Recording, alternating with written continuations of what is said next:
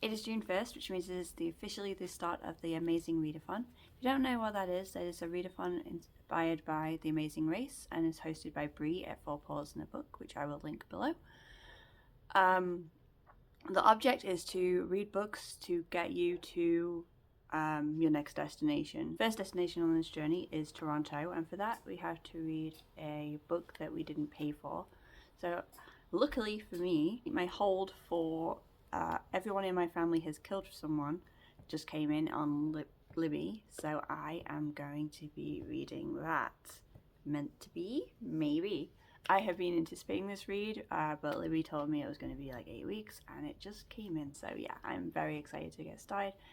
I've had this book on hold for months, so I am very excited that it matches a prompt for this readathon. With my time zone, I actually got to start at 10 o'clock last night, so I'm already 45% into the audiobook.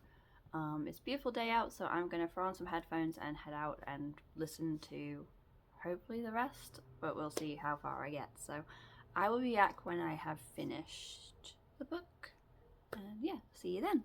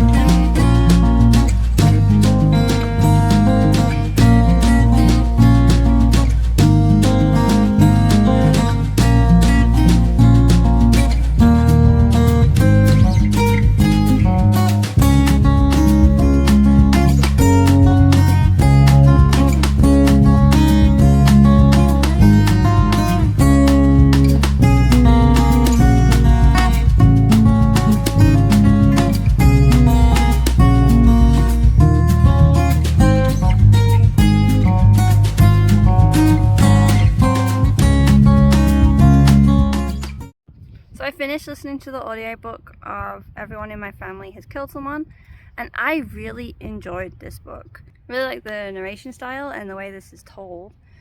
It's more like a collection of like incoherent thoughts combined with like an interesting plot, and I was just hooked. It starts with Ernest Cunningham, and he is joining his family for a family reunion of sorts.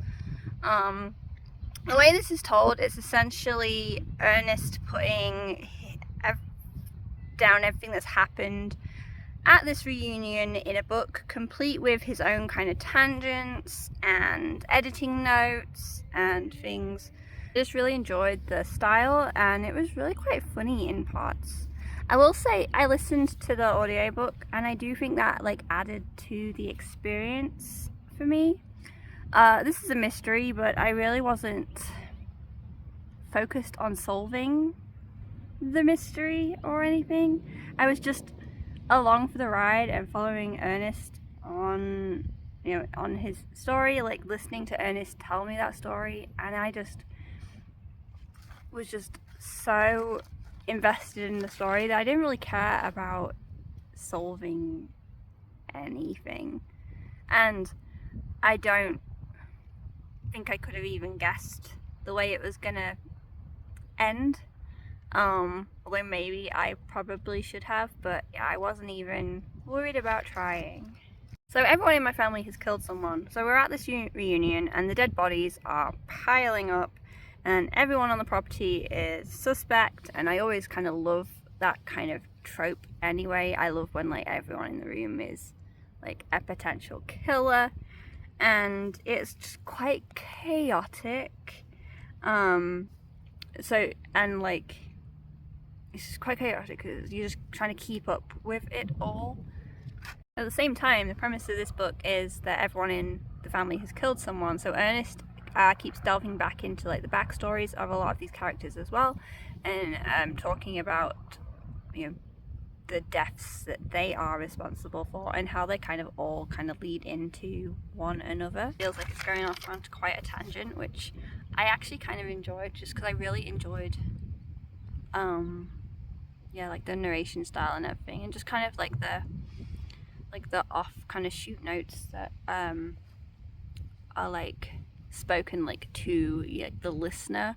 At one point, like the narrator's like, you're gonna, like, I know if I do this, you are gonna throw your audio device like at the wall because you're gonna get so frustrated. And I kind of loved those little kind of, you know, the breaking the fourth wall elements in this that were just, it was just really kind of really intrigued me.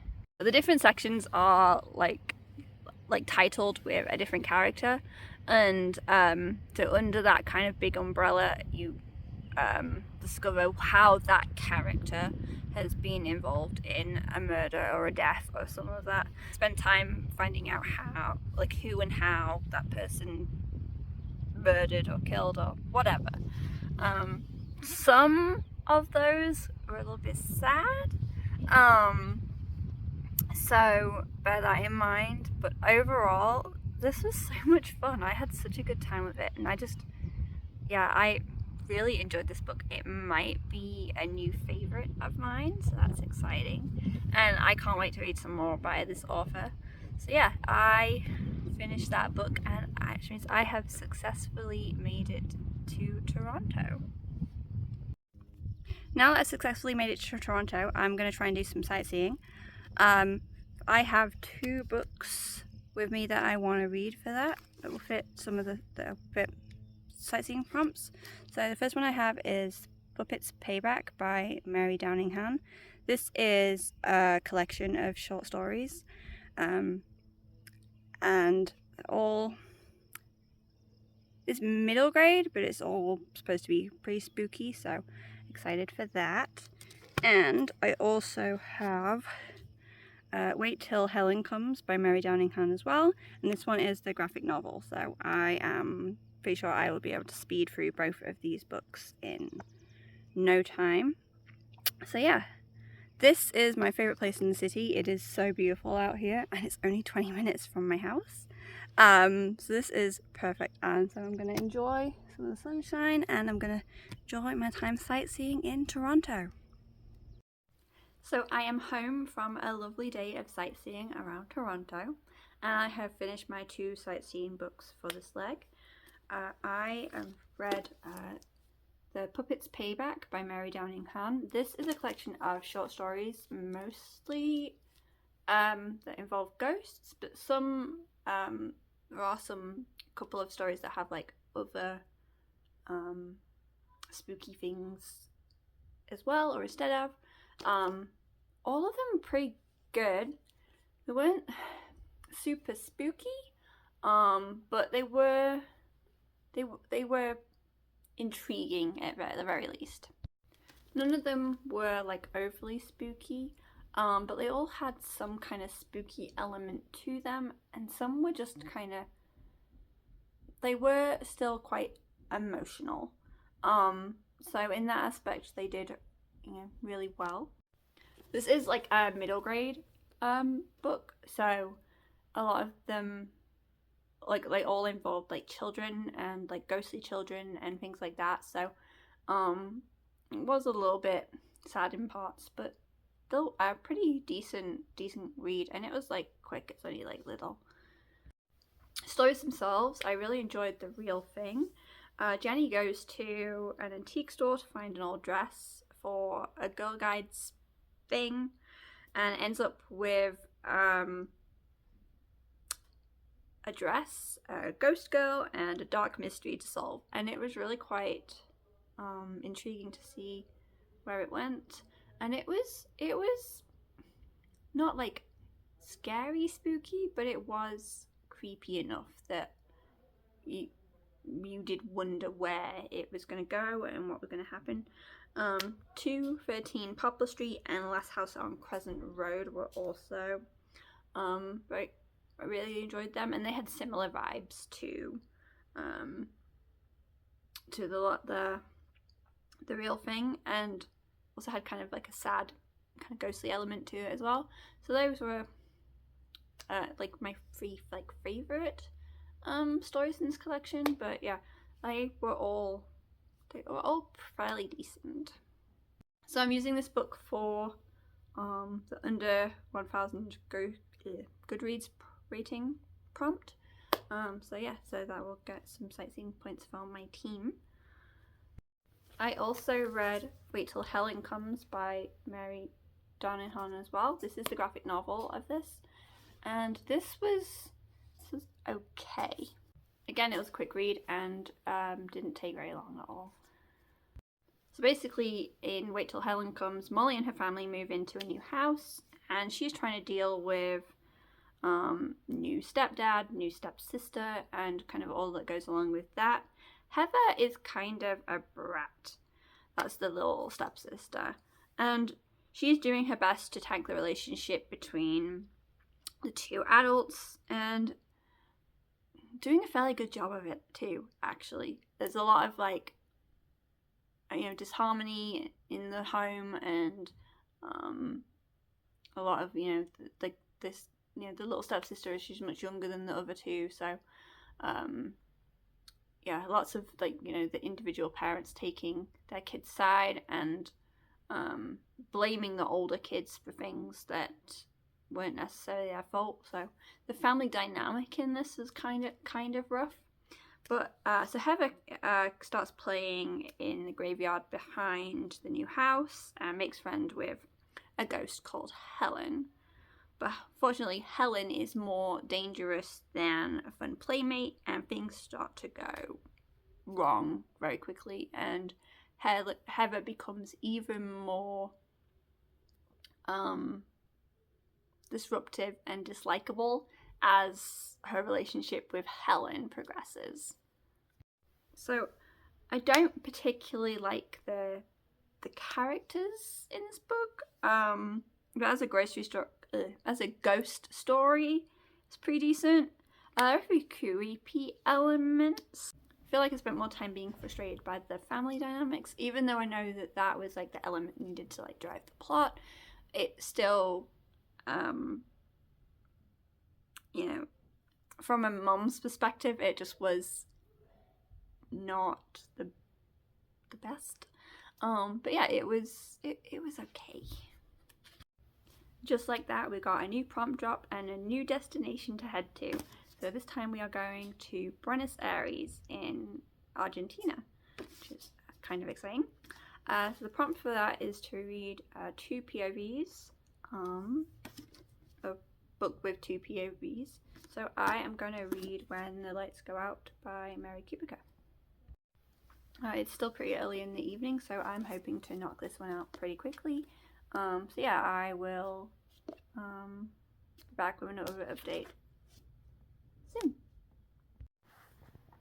So as it turned out, I didn't end up reading When the Lights Go Out by Mary Kubica for this prompt. I started it and just wasn't feeling it, so I stopped pretty quickly. I don't know if I will go back to it at some point, because I might. I just don't think I was quite in the mood for it. I just wasn't really like feeling any of the characters or anything. I didn't get very far in, just a few, like a couple of, I think 4 chapters, and it was just kind of meh.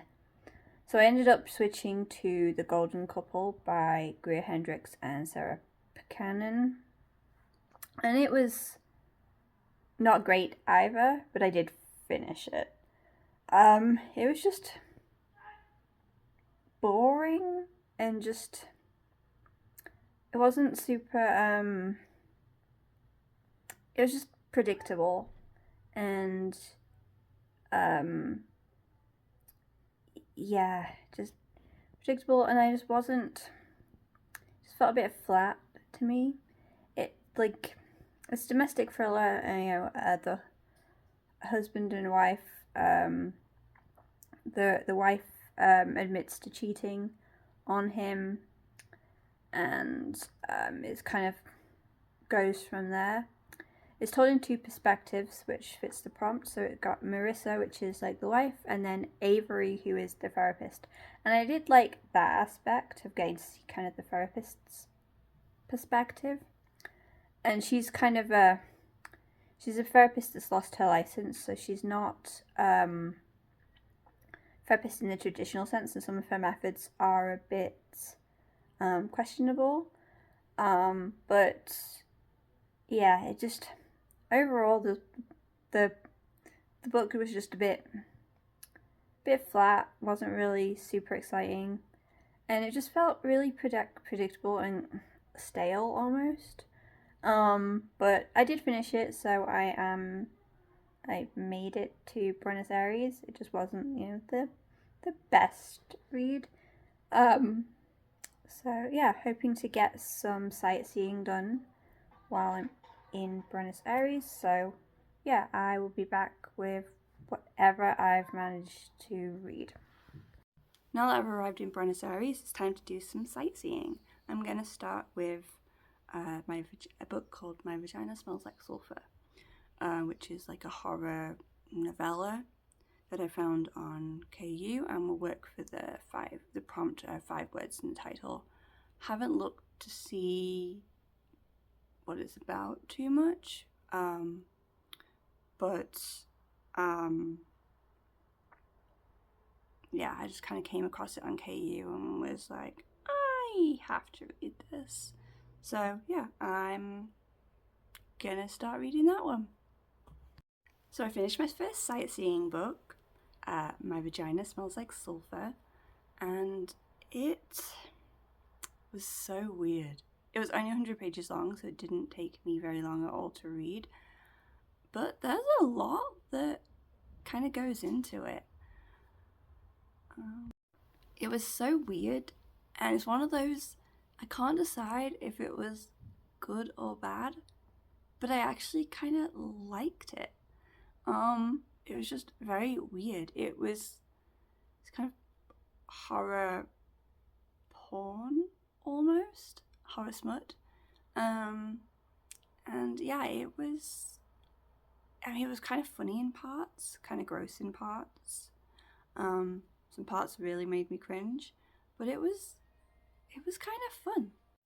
Some parts in this book are completely evil and then others are like cringy and gross, and it's just, yeah, I actually had a good laugh reading it. So yeah, this author has written a bunch more books kind of in the same kind of horror smut genre, so I'm excited to check some of those out.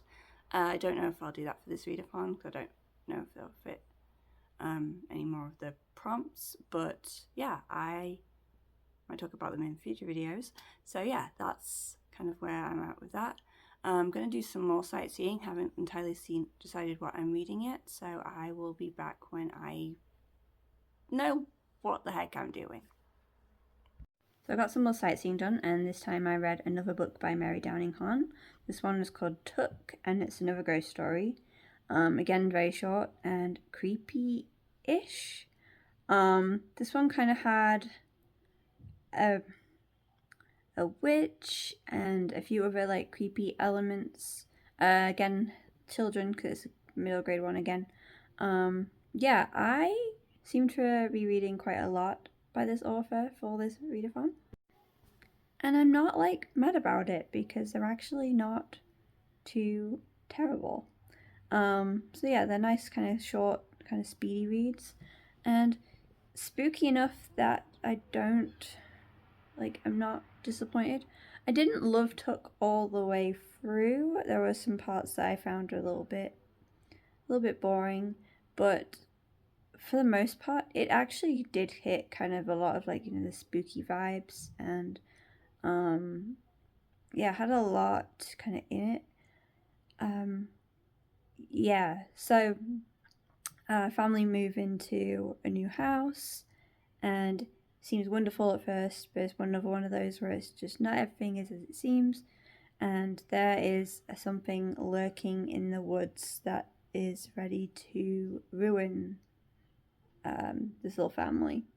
So yeah, that's kind of where it starts and where it continues, and then there's some witchy shenanigans in the woods as well, and a kind of a endeavor to solve the mystery of whatever is going on in those woods. So yeah, it was a pretty decent, pretty fun read. I'm not anticipating being able to read much more before the next prompt drops, so I don't think there will be any more sightseeing books for this round. But yeah, I will see you most likely when the next prompt drops. We're a week into the Amazing Readathon, and the third prompt got dropped yesterday. We are travelling to Berlin, and the prompt for that book is a movement in the title. Movement word in the title. So I have chosen to read How to Kill Men and Get Away with It by Katie Brent. I started it a little bit and about a third of the way in right now. I started it and I wasn't overly loving the book. I thought it was a couple of chapters in and I was like, oh, I'm not gonna like this. But now that I'm a third of the way in, I'm actually quite enjoying it.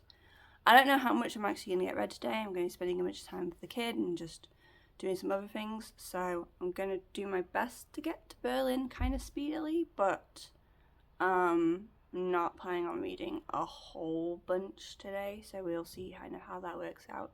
So I'm not sure how that will work out for like sightseeing and stuff in Berlin as well. But yeah, so that is my latest update. So I finished How to Kill Men and Get Away with It, which means I am officially in Berlin. The book, I didn't like it as much as I thought I would, but it started off really slow, and I really, I got a few chapters in and I was like, I don't think I'm gonna enjoy this. But the further I got, I did start to, so it definitely got, better as it progressed. Yeah, I didn't necessarily care for it, but it was fine, and I am interested in reading other books by this author, so I might, yeah, so it's not, I didn't dislike it. It just wasn't entirely my cup of tea. But yeah, I didn't want to DNF it either. So yeah, I mean, early on, I thought it wasn't going to be kind of my thing. But yeah, but it was a book that I have been like anticipating. Like I have been really looking forward to this one. I've had it on hold on Libby for a while, so I was really excited when it came through. So yeah, just not as not quite what I was expecting. It was a bit drier than I was expecting, which isn't a bad thing. Just I guess the tone was just, the tone of the book took a while to get used to and kind of, yeah, to get used to. So, initially it was kind of a shock almost how tough it was. But yeah, once I got into it and warmed up to it a little bit, it definitely got more enjoyable to read as well. So Kitty Collins is an Instagrammer. She is quite successful at it. She is going home from a bar one night and is followed, and she kills a man that follows her basically, and she gets away with it, which kind of starts off this thing like, I'm gonna keep doing that.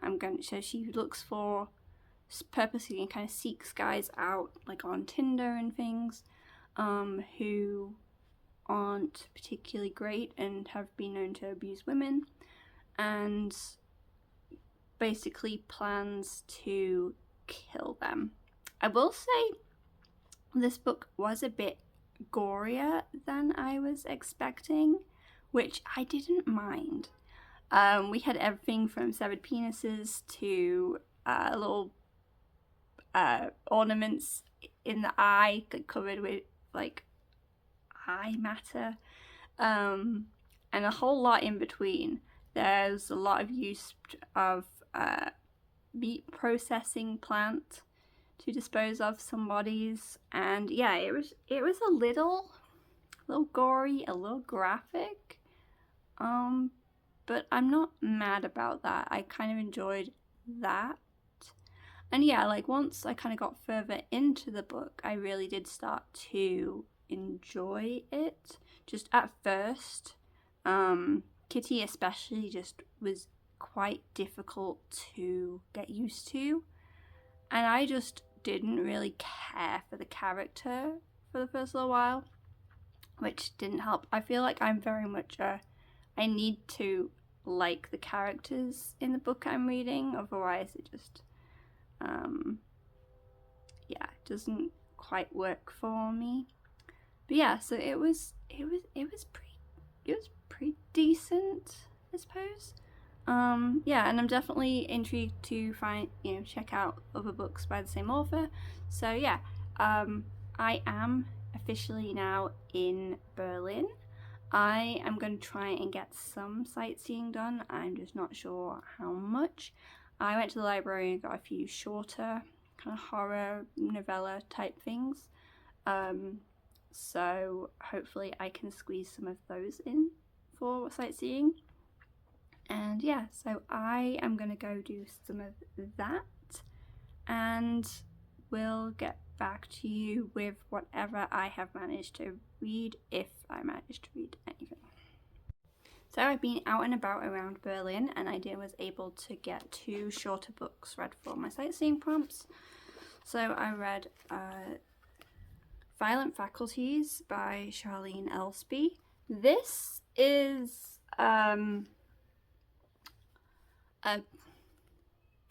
this was weird, but not necessarily bad. It was just strange.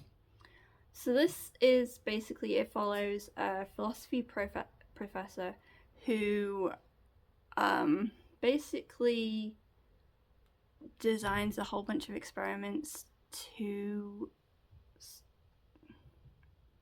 kind of determine kind of life and death, and comes up with all these ways to like kill people and make it like a philosophical experiment out of it.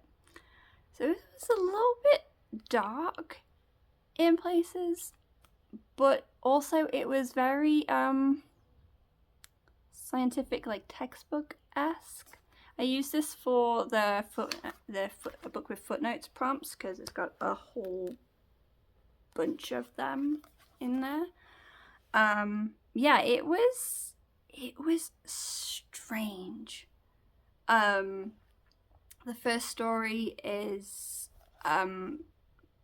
basically how much, first story experiment is how much space a person actually takes up. And so basically the professor kidnaps a woman and gradually makes the space that she's in smaller and smaller and smaller until she basically infiltrates the woman's like every cavity of her body and every inch of her mind until there is nothing left of the woman. It's quite, it's just so dark, but also not implausible in a way. Like, you would hope this would never happen, but it's not like it could, you know? I feel like there's a chance that someone somewhere is doing these things. So yeah, this was pretty pretty dark, pretty fun, and it was just a nice short one. I also read Your Shadow Half Remains by Sunny Moraine, and this was another dark one.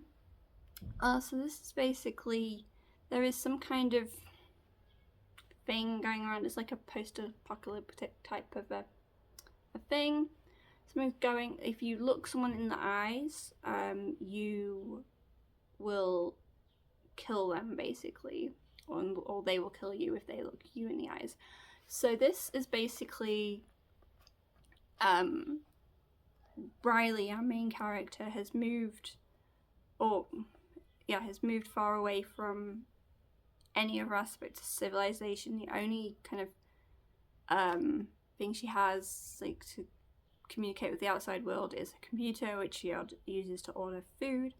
But other than that, she has no contact with anybody else until comes across a neighbor, Ellis, and then is kind of intrigued by Ellis and kind of wants to meet or get closer to this person, but they are still kind of, they cannot actually like look face to face with each other. And this is kind of it's more of a look at loneliness and what loneliness can do to a person, because these people are so isolated and have been isolated, and like they just cannot like minimal physical contact with anybody, and just no you know, it's like a lot of the world at this point like has died because of whatever this is, and everyone is just trying to protect themselves. But it's any other human is basically could potentially, you know, be your death basically. And so you're just, they're not there's no one else around. They're very isolated and lonely, and just it's kind of the dark side of loneliness and what it does to a person, and like the distrust and the, you know, the stress and just the just all the aspects of being so isolated. And throughout this book you see Riley unraveling further and further as like her mind just kind of breaks down as well and starts playing tricks on her, and just becomes overly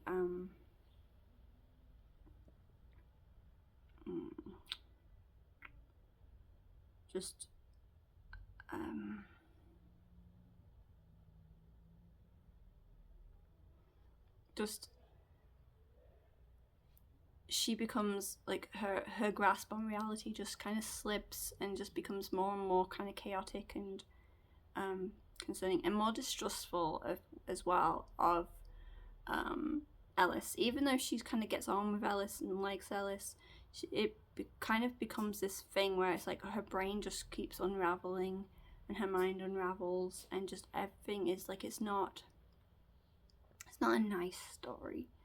But it was interesting. I really enjoyed it. Just another dark book. So these were both pretty dark stories, and yeah, I really enjoyed them. I don't know if I'm gonna be able to get anything else read for while I'm in Berlin.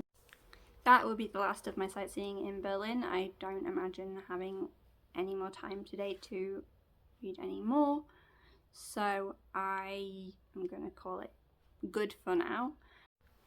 Thank you so much for watching this video. I hope you enjoyed it. If you did, please check out some of my other videos and stay tuned for the next video for the next few legs of the Amazing Readathon. If you like spooky content, please check out some of my other videos, because I talk about lots of spooky, horror, mystery and thrillers. So please, hope to see you soon, and bye!